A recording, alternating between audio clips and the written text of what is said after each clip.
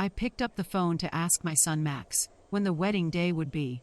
Before he could answer, my daughter-in-law Lena met my eyes and said with a cool little smile, "Oh, we got married yesterday. We only invited special people. Special people." The phrase struck like ice water down my back. For 3 years I'd paid their rent. $500 every month, like clockwork. I'd bought their bed and their sofa and the little dining table where they ate the dinners I stocked in their fridge. Yet in that moment, standing in my own living room with the phone suddenly heavy in my hand, I learned I wasn't special. Max couldn't meet my gaze. Lena settled deeper into the very couch I'd purchased for them, as if the cushions belonged more to her than to me. Upstairs, in the closet, hung the pale pink dress I'd chosen for her big day. $200 I'd set aside so I could look nice in photos I'd dreamed of framing. New shoes, too. An illusion folded in tissue paper, the fantasy that I would be part of the most important day in my only son's life. I'd planned so carefully. I saved $1,000 for their wedding gift. I called my sister Diana in Chicago to share the happy news. I scrubbed every corner of my house, thinking after the ceremony they might stop by to celebrate. All those small, joyful preparations collapsed with 4 poisoned words only special people. At last, Max lifted his head, his voice sounded rehearsed, like a line he'd practiced. "Mom, it was intimate. Very small. Just the 2 of us and the witnesses." It was a lie, and we both knew it. I saw the pictures online, Lena's parents beaming beside the bride and groom, her siblings raising flutes of champagne, her white dress glowing, partly paid for with the $800 I'd handed her last month for personal expenses. I saw everything I wasn't supposed to see. A week later, 7 days after that humiliation, Lena called with a voice I'd never heard from her before. Not confident, not cool. Frayed. "Renate, the rent is due. The landlord says if we don't pay this week, we're out." "You forgot the transfer." For a few breaths I said nothing. Instead, I remembered the mornings I'd stood in line at the bank, the errands I canceled so they'd have a roof, the suppers of beans and rice I ate to stretch my own budget so their wants could be met. And now, after they'd erased me from their wedding day, they called as if nothing had happened. "Lena," I said, surprised by the steady calm in my voice, "didn't I tell you I only help special people?" Silence. I could hear my own heartbeat in the pause. "Renate, I don't understand," she stammered. "We've always been special to you. You're like a second mother to me." A sweet voice she saved for emergencies. It was the same tone she'd used for the dress, the honeymoon, the rings. Things I'd helped pay for without ever being invited to watch them exchange those rings. For years I'd walked on eggshells, measuring every word and gesture, hoping for a breadcrumb of affection from my own child. I played the role perfect mother, agreeable mother-in-law, silent provider, but only special people shook something awake in me. Something I'd buried under duty and habit. I did the math. Over 3 years I'd poured more than $20,000 into their lives. Rent, groceries, emergencies, gifts, and whims. Money from my retirement, the savings my late husband left so I could live quietly and with dignity. And what had it bought? A closed door on the day I should have been in the front row. That night, after I hung up, I cried. Not the soft tears of sadness, the hot shaking tears of anger and years of swallowed humiliation. I cried for the times they treated my love as a nuisance and my presence as a problem, as if the only thing about me that mattered was my bank card. I cried for the foolish woman in the mirror who believed she had to purchase her own son's affection. When morning came, something inside me had shifted. Pain was still there, but it had cooled into clarity.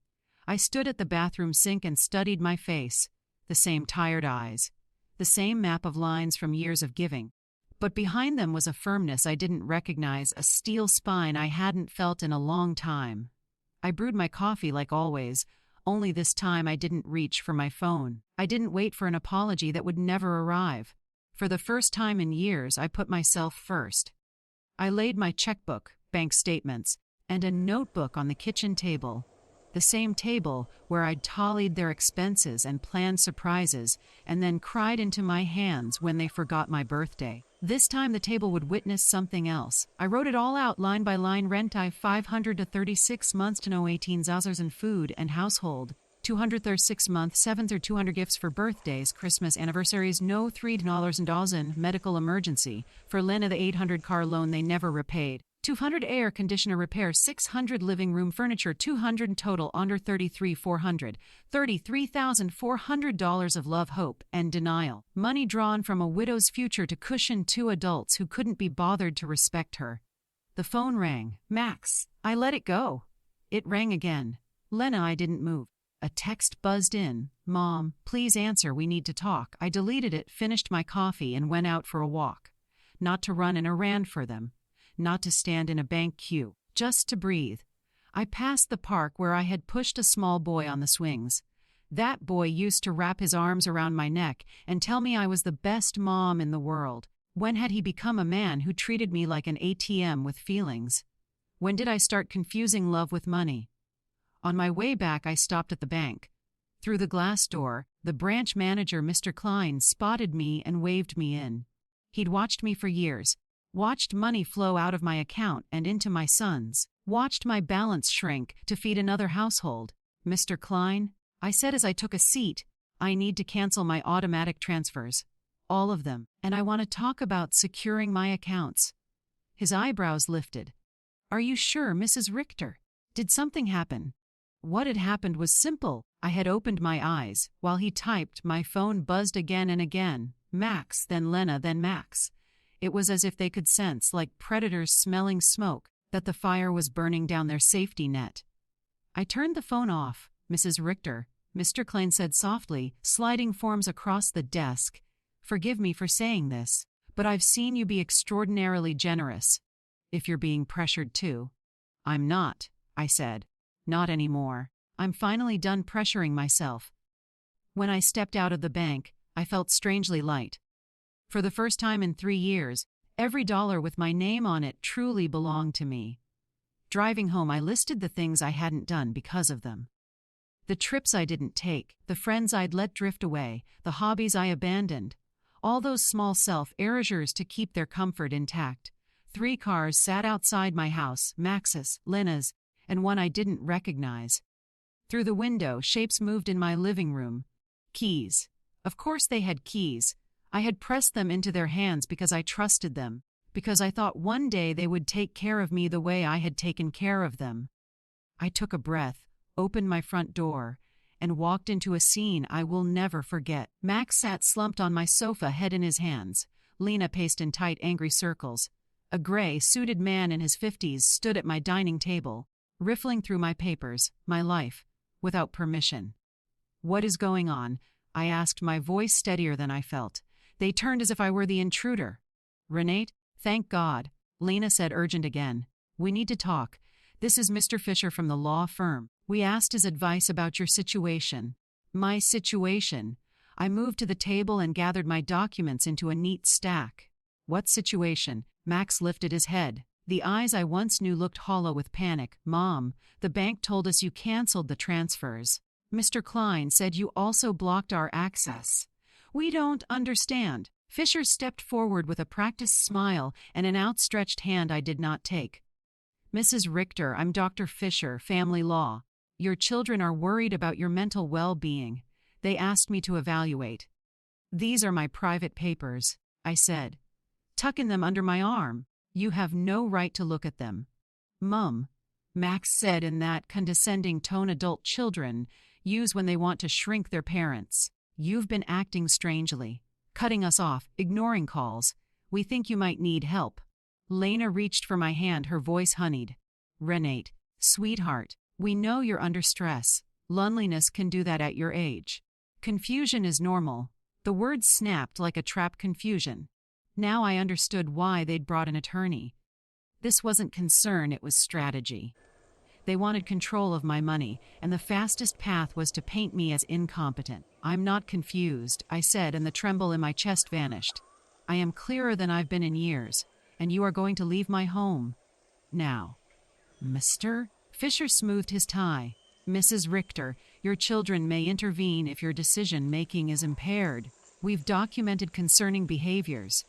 Like choosing to use my money for my life. I cut in. Like refusing to fund two grown adults who treat me like furniture. Lena flinched. We never treated you badly. Your family. Everything you have will be ours one day anyway. We're only speeding up the process. There it was. Their truth at last. Out, I said, pointing to the door. All of you, Max rose, his face petulant. We can't just leave, Mom. We've got obligations. The rent, the car, the credit card you co-signed. You can't just cut us off. Who says I can't? The room rang with my voice. For years I paid bills that weren't mine, filled a fridge in a house where I wasn't welcome, and financed a life that had no place for me.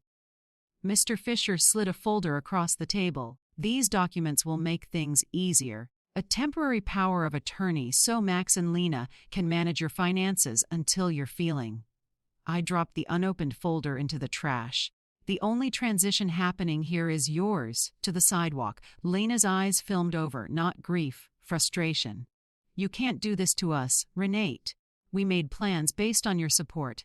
We took on obligations because we knew we could count on you. You counted on my money? I said. Not my company, not my well-being. Just my bank account, and now that I'm choosing to spend my life on me, you call me confused. Max tried to step closer. I stepped back. He wasn't a frightened little boy anymore. He was a 35-year-old man furious that his free ride was ending. Mom, he said softly, we made mistakes. The wedding, Lena was nervous. I was under pressure. If you'd be reasonable. Reasonable? I tasted the word. You mean obedient, quiet. Pema stirred. Fisher gathered his things. This isn't over, Mrs. Richter. If a judge determines your mental health is declining, guardianship is possible. Do your homework. Fisher, I said evenly, you're speaking to a 71-year-old widow who has managed her finances flawlessly for 40 years, raised her son alone, worked honestly until retirement, and supported two perfectly capable adults until last week. Lena's tears dried. Her voice turned to ice. We'll hire our own lawyers. With your own money, I said, opening the door. Mine is retired from your service.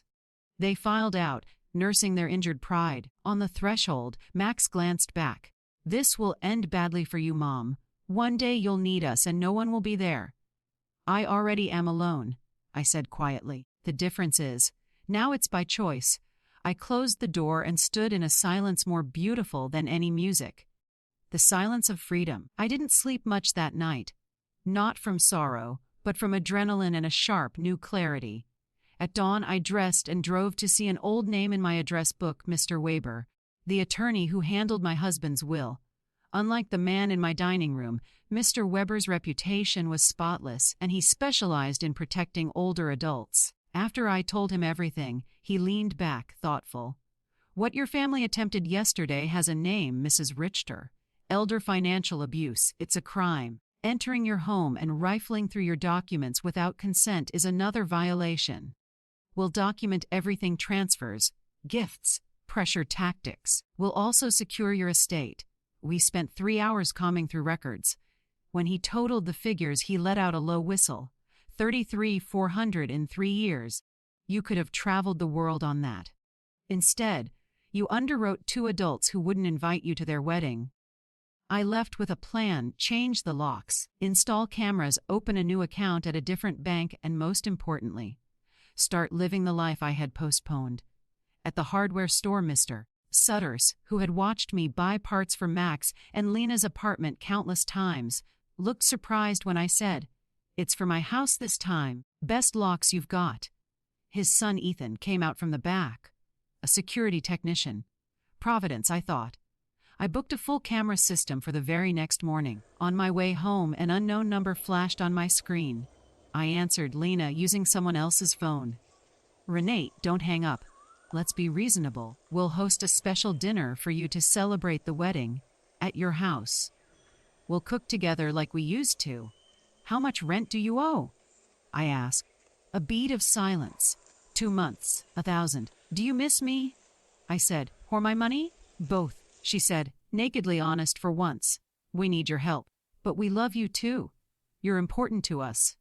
If I'm important, I asked, why wasn't I important enough to stand by my son on his wedding day? When was the last time you called me without asking for money? Silence again. We both knew the answer. Lena, I said, you treated me like an ATM with a heartbeat. You erased me from your wedding and came back only when the rent came due. You made your choice. I'm making mine. I ended the call and turned off the phone. My day of liberation would not be interrupted. That afternoon I walked into the salon I hadn't set foot in for a year. Mrs. Richter? Cried Cynthia, my favorite stylist. We thought you'd forgotten us. I forgot myself, I said. I'm remembering. Cut, color, manicure, pedicure, the works. For the first time in years, I spent money on myself without apology. When Cynthia spun me toward the mirror, she smiled. You look beautiful and free. On my porch, a neighbor I'd never met sat waiting with a mug between her palms, Eleanor Brooks from next door. I heard raised voices yesterday, she said. I worried. Are you all right? I invited her in, poured coffee, and told her everything. When I finished, her eyes shone. You did the right thing, she said softly. I went through it 5 years ago with my daughter. I cut off the money, and it was hell for a while. But 6 months later she apologized, for real. We're close now, not because I pay, but because we love each other. Do you think Max and Lena will ever understand? Maybe, she said. Maybe not, but that isn't your job anymore. Your job now is to live. That night, I slept well for the first time in years, my mind full of plans for my own life instead of their emergencies. The next morning, Ethan and his father arrived right on time. As they replaced my locks and set up the security cameras, I brewed coffee and watched them through the kitchen window. There was something symbolic in the sound of the old locks being removed. A soft metallic clatter that felt like the closing of an old chapter in my life. While they worked, my phone lit up again and again, unknown numbers, all ignored. Lena must have been borrowing phones now, desperate to reach me. I developed a new skill overnight, the ability to silence anything that disturbed my peace. Mrs. Richter, Ethan said as he finished mounting the last camera. This system will give you total peace of mind. You'll get instant alerts on your phone if anyone steps onto your property. The irony wasn't lost on me. I had spent years protecting my son from hardship, and now I was installing cameras to protect myself from him. After they left, I decided to call someone I hadn't spoken to in far too long, my sister, Diana. When she picked up, her voice cracked with surprise. Renate, my goodness, it's been months. Are you all right? I'm better than I've been in years, I said truthfully. I just needed to tell you I finally came to my senses. I told her everything, Lena's words, the secret wedding, the lawyer, the confrontation. When I finished, there was a long silence before Diana said softly, Sister, it was about time. Every time we talked, you bragged about how much you gave them, as if love was measured in money. I wanted to tell you the truth, but I didn't want to hurt you. What truth? I asked quietly. That Max never talks about you with affection, she said. Whenever your name comes up, it's always about what you gave, never about who you are. And Lena, she always spoke about you, as if you were already gone. I once overheard her saying, when Renate's house is ours, we'll remodel it. Her words hit harder than anything Lena had ever said to my face. It was confirmation of what I'd always felt, but never admitted. They didn't love me. They were just waiting for the day they could cash in on my death. After the call, I sat at my kitchen table for a long time, staring out the window. Years of sacrifice, of believing I was building a loving family, and it had all been an illusion. I had become a walking wallet in their eyes, a number on a bank statement. A knock at the door broke my thoughts. I checked the new camera feed. Eleanor stood outside with a warm smile and 2 steaming mugs. I thought you might need some company, she said. I let her in, and we sat together on the porch, sipping coffee as the autumn wind rustled the trees. I've been thinking about what you told me yesterday, she said. You know, my daughter used the same phrases on me that Lena used on you. You're like a second mom to me. We're special to you. We'll take care of everything one day. Those lines are straight out of the Emotional Manipulation Handbook. I laughed bitterly. Do you think such a handbook exists? Not in print, she said, smiling sadly. but they all seem to study from it anyway. Chapter 1, make her feel indispensable. Chapter 2, create emergencies. Chapter 3, when she fights back, question her sanity. We both laughed, half humor, half heartbreak. Did you ever feel guilty cutting off your daughter? I asked. Every day for 3 months, she said honestly. But then she adapted. She found work, she grew up, and eventually she came back. Not for money, but for love. Cutting her off was the best thing I ever did for both of us. Her words settled over me like a calm blanket. Maybe Max and Lena would grow up too. Maybe that afternoon I visited my husband's grave. I hadn't gone in months. Always too busy, transferring money, paying bills, running errands that weren't mine. The cemetery was quiet, the air soft and cold. I knelt by Robert's stone and traced his name with my fingers. Robert, I whispered. I think I lost myself for a while. I tried to fill the hole you left with our son. I gave and gave until I forgot who I was. The wind stirred, as if answering me. I'm done being their provider. I'm learning to be myself again. I replaced the old flowers with fresh ones, cleaned the stone, and sat for a while longer. For the first time, I wasn't in a rush to fix anyone else's problems. When I returned home, I saw 3 cars parked in front of my house again. Max's, Lena's, and 2 others I didn't recognize. My pulse quickened, but this time I was ready. I stayed in the car and checked the camera feed. They were standing on my porch, gesturing wildly, pointing toward my house. I called Mr. Weber immediately. They're back, I said. And they've brought company. Stay inside, he ordered. Don't engage. I'll call the police. The restraining order we filed yesterday covers this. Within minutes, 2 patrol cars pulled up, lights flashing. I watched through the window as the officers spoke to Max and Lena. My son gestured angrily. Lena cried, always the actress. One officer approached my car. Mrs. Reeder, you're safe to step out. We've informed them they're in violation of a court order. As I stepped onto the porch, Max shouted from the curb, Mom, this is insane. You called the police on your own son. I stood tall. Family doesn't break into your home. Family doesn't threaten lawsuits to steal your savings. Family doesn't call you crazy because you stopped paying their bills. Lena's voice rose from behind him. You'll pay us back for everything you owe. You co-signed our car. You can't abandon us now. Mr. Weber, who had arrived just behind the police, stepped forward. Mrs. Schuster, I suggest you stop right there. Any further communication must go through my office. My client has every receipt proving the thousands she voluntarily paid you. Any claim of debt will only strengthen her case. The police ordered them to leave. Max and Lena drove off, humiliated but defiant. I knew this wouldn't be the end, but for once, I wasn't afraid. That night, Eleanor invited me to dinner. Her daughter was visiting, and watching them together felt like peering into a window of the life I'd always wanted. Mutual respect, real affection, laughter untainted by obligation. I wanted that with Max. I admitted quietly. Maybe one day, Eleanor said gently. But first he has to learn that you're a person, not a wallet. For the first time in weeks I went to bed feeling hopeful. The next few days were unusually peaceful. I watered my garden, met Eleanor for afternoon tea, and even started reading again, a luxury I'd long forgotten. Still, I noticed a pattern on my new security cameras. Max and Lena's car kept driving slowly past my house. Sometimes they'd park for a few minutes, just sitting there. It didn't scare me anymore, it disgusted me. I logged every visit, every date and time, just as Mr. Weber had instructed.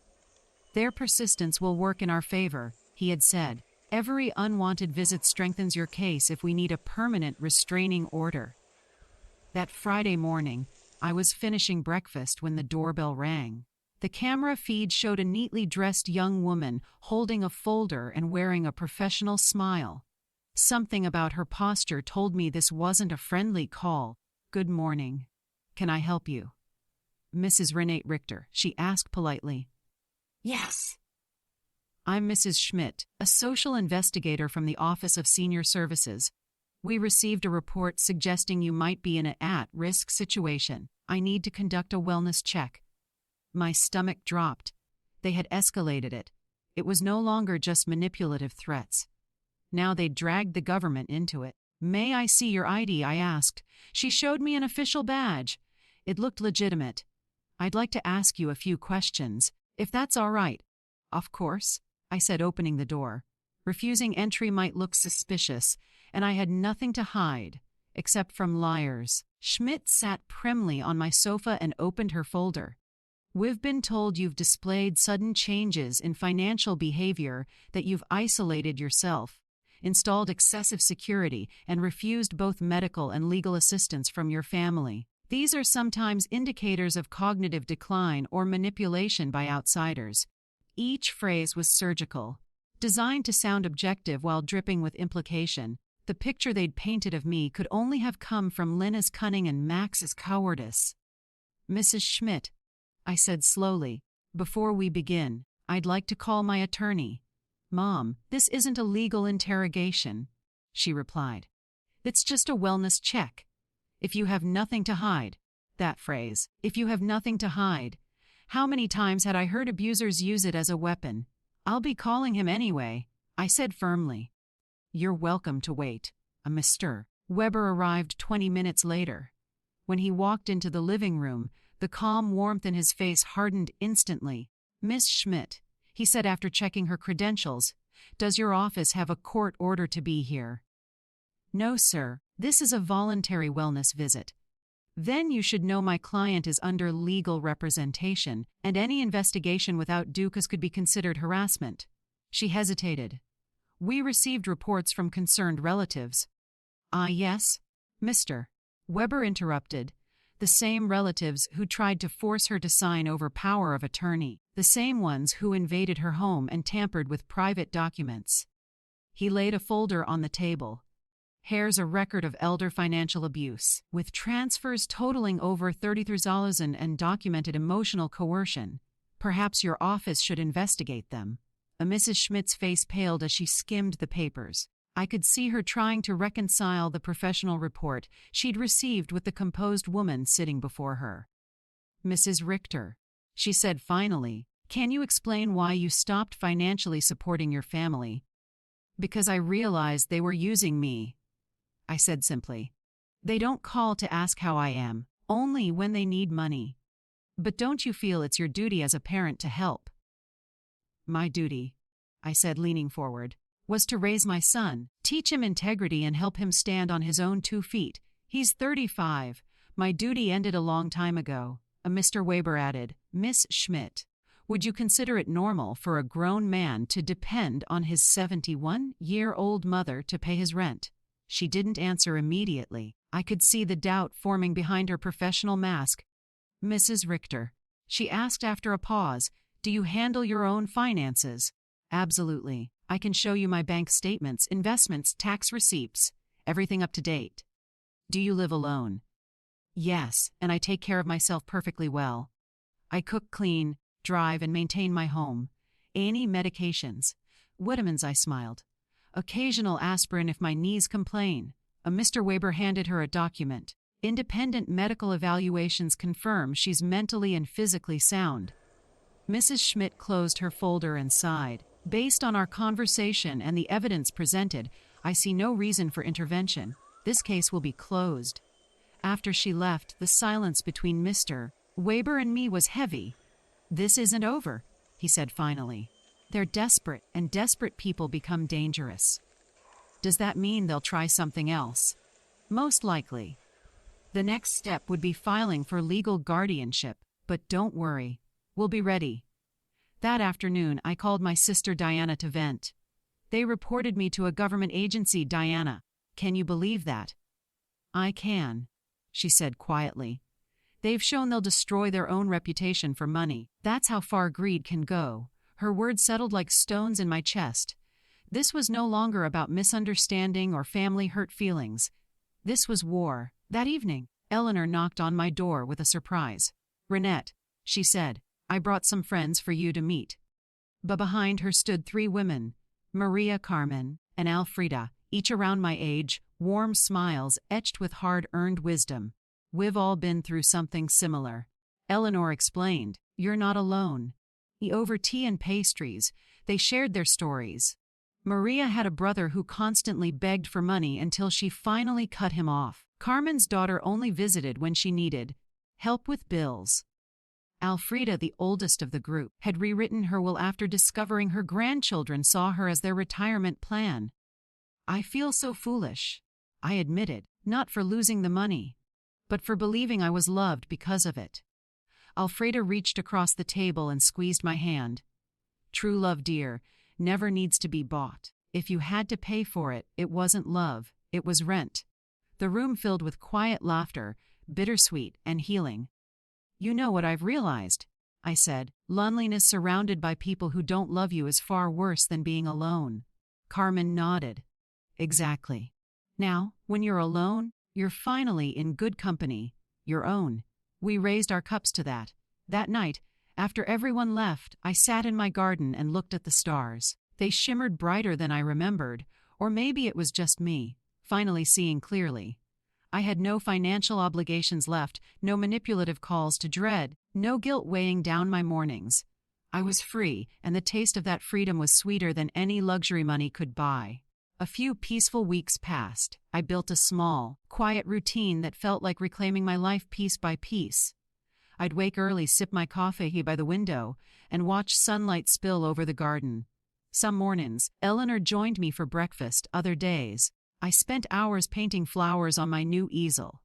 The same hobby I had given up years ago because Lena needed help with rent again. For the first time in decades, my days belonged entirely to me. Then, one Thursday morning, Mr. Weber knocked on my door. His expression was tense, the kind that carries bad news before a single word is spoken. "Renate," he said quietly, "we need to talk. Max and Lena have filed a lawsuit." The air in the room shifted. "What kind of lawsuit?" "They're petitioning for guardianship. They're trying to have you legally declared mentally incompetent so they can control your finances." My knees gave out, and I sat heavily on the sofa. "So it's true then. They really want to take everything." "I'm afraid so," he said. "If they succeed, you'll lose control over your accounts. Every expense will have to go through a guardian. Most likely Max." I felt as if the floor had fallen away. "But you know I'm fine. We have the evaluations, the bank records, everything," he assured me. "But they've fabricated evidence. False witness statements, unpaid medical bills, even claims that you hoard medication and neglect yourself. It's all designed to make you look unstable." I clenched my fists. "Who would lie for them? They listed 3 witnesses," he said, scanning the file. "Lena, your neighbor across the street, Mr. Davis, and a pharmacist named Mr. Green. To Mr. Green, my pharmacist, that kind nervous man who always greeted me by name. It didn't make sense. Come with me," I said. "Let's hear it from him directly." We drove to the pharmacy that afternoon. Mr. Green's face turned red the moment he saw me. "Mrs. Richer!" "Oh, goodness, I didn't expect. How are you?" "I've been better," I said evenly. "Mr. Green, did you sign a statement saying I've been acting erratically with my medications?" His expression crumpled with guilt. I might have. Your daughter-in-law came in a few weeks ago. She said you weren't well and asked some questions about your prescriptions. I told her you only buy vitamins and aspirin, but she insisted that meant you were refusing proper care. She brought a paper for me to sign, saying I'd confirmed a regular medication use. I thought it was for insurance, not court. Mr. Weber leaned in. "Would you be willing to write a new statement clarifying that you were misled?" "Of course," Mr. Green said. "I'm so sorry, Miss Osari." "Richter, I'd never have signed it if I'd known. 1 witness undone. 2 more to go." Next, we visited Mr. Davis, the cranky neighbor who lived across the street. He opened the door with a scowl. "What do you want?" Mr. Weber spoke calmly. "Mr. Davis, we understand you submitted a statement about my client's behavior. Could you elaborate?" "I said what I saw," he snapped. "She's been acting strange. Installing cameras like she's in a spy movie, having strangers over, yelling at her family in the street." I took a deep breath. "Those strangers are my friends, Mr. Davis. Women my age who actually care about me. The cameras are for protection because my son and his wife broke into my house without permission." He crossed his arms. "That's what a paranoid person would say. There was no point in arguing. Some people prefer gossip over truth. We left, but Mr. Weber reassured me. His testimony is weak. Observation without context doesn't prove mental incompetence. Back at my house, he opened his briefcase. Renate will counter their claims with a professional psychiatric evaluation. Dr. Moore is one of the best. Objective, respected, and impossible to bribe. The next morning, I met Dr. Moore. She greeted me with kind eyes and a firm handshake. Mrs. Richter, I'll be asking you a few questions to evaluate your mental clarity, reasoning, and daily functionality.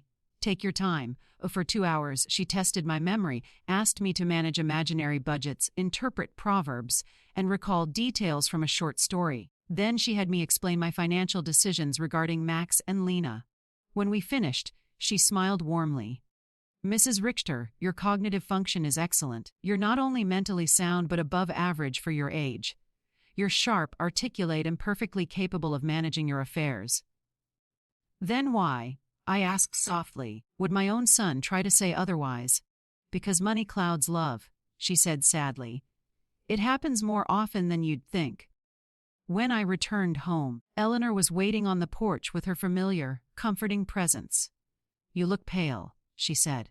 I told her everything, the lawsuit, the witnesses, the lies. She called the others from the garden club, and within an hour my living room was full again. Maria brought cookies, Carmen brought coffee, and Alfreda brought wisdom. Renate, Alfreda said, you're facing what many of us have, children who mistake kindness for weakness. But this time, you're not alone. We'll testify, Maria added. All of us. We've seen your strength, your independence, your clarity. Less, Carmen said fiercely. They'll try to paint you as confused, but we'll show the court who you really are. A woman who's finally free. Their words were like armor around my heart. That night, I lay in bed staring at the ceiling, thinking about Max as a boy. The way he used to curl up beside me during thunderstorms, whispering that he'd never leave me. How did that child become this stranger? Maybe it was my fault for teaching him that love always came with a check attached. But those days were over. I wasn't just fighting for my savings. I was fighting for my dignity, and maybe for every mother who'd ever been taken for granted. 3 weeks later, the trial date arrived. The morning of the trial dawned gray and heavy, as if the sky itself carried the weight of what was about to unfold. I woke before sunrise, put on my best black suit, and tied my hair neatly behind my head.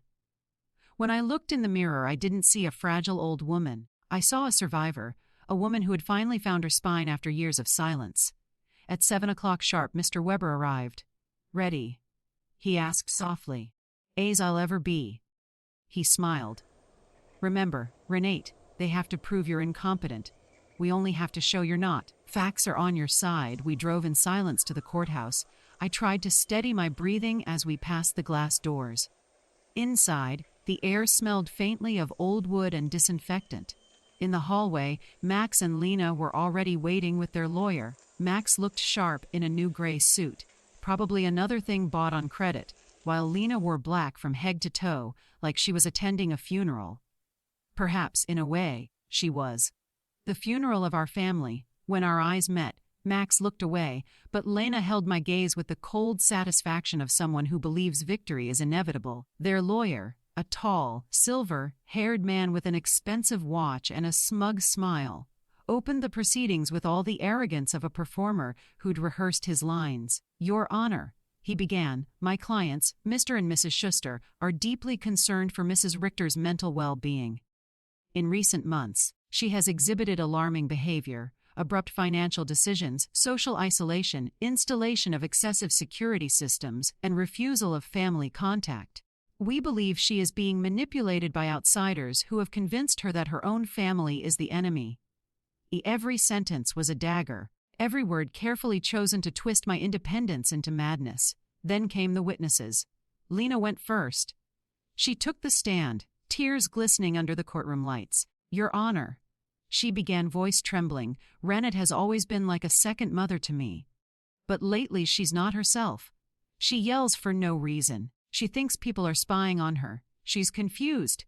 Her tears were flawless, not a single smudge in her mascara. I almost admired the performance, almost. When Mr. Weber cross-examined, he didn't raise his voice once. "Mrs. Schuster," he said evenly, "when was the last time you called my client without asking her for money?" Lena blinked. "We talk all the time. Can you give us a date?" "I don't remember exact dates." "Is it true," he continued, "that you and your husband got married without inviting my client?" "It was a small ceremony," she said quickly. "Small enough to include your parents, your siblings, and your cousins, but not your husband's mother." Lena's face went pale. Those words were taken out of context. "Oh, you mean the words 'only special people'? Please, enlighten the court.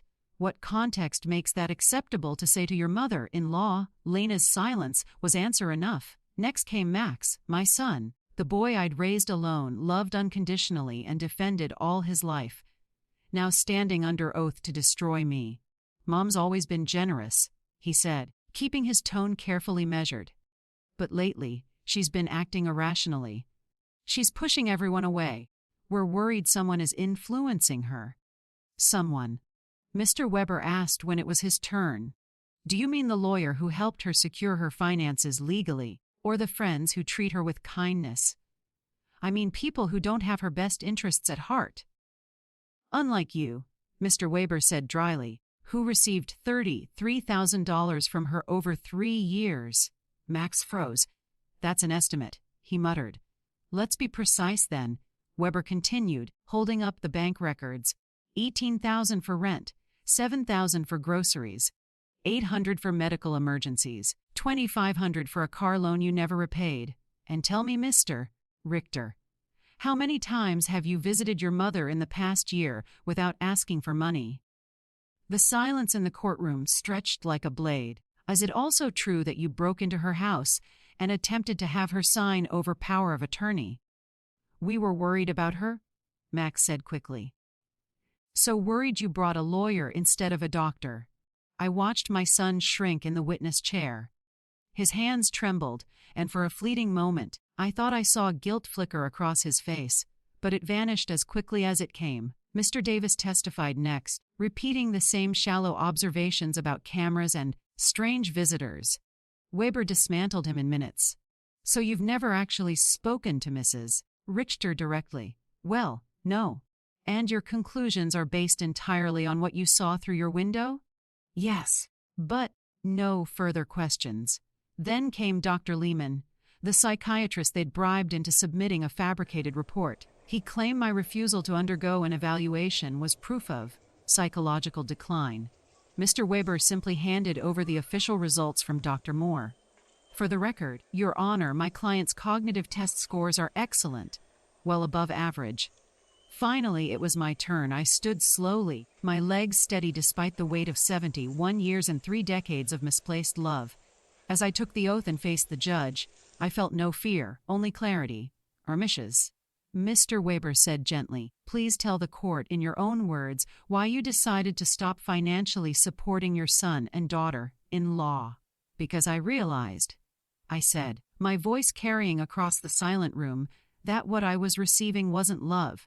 It was a transaction. My son didn't visit because he missed me. He came because the rent was due. My daughter-in-law didn't call to talk. She called to ask for money. I wasn't a mother. I was a walking bank account."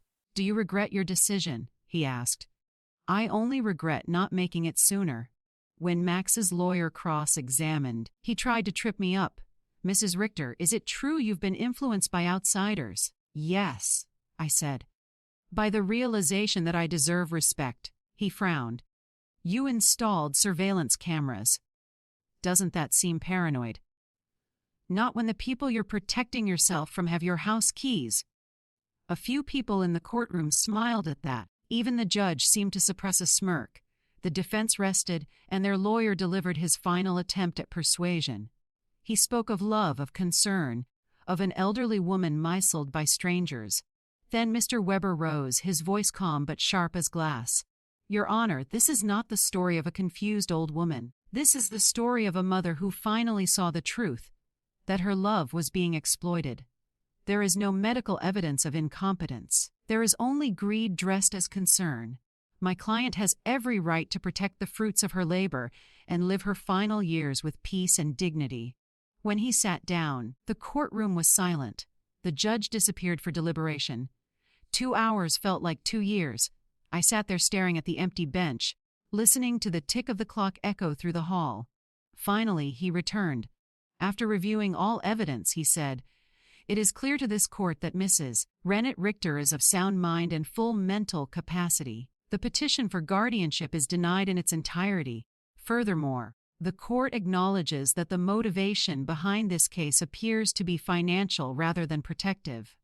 I didn't realize I'd been holding my breath until it came out as a sob. Max lowered his head.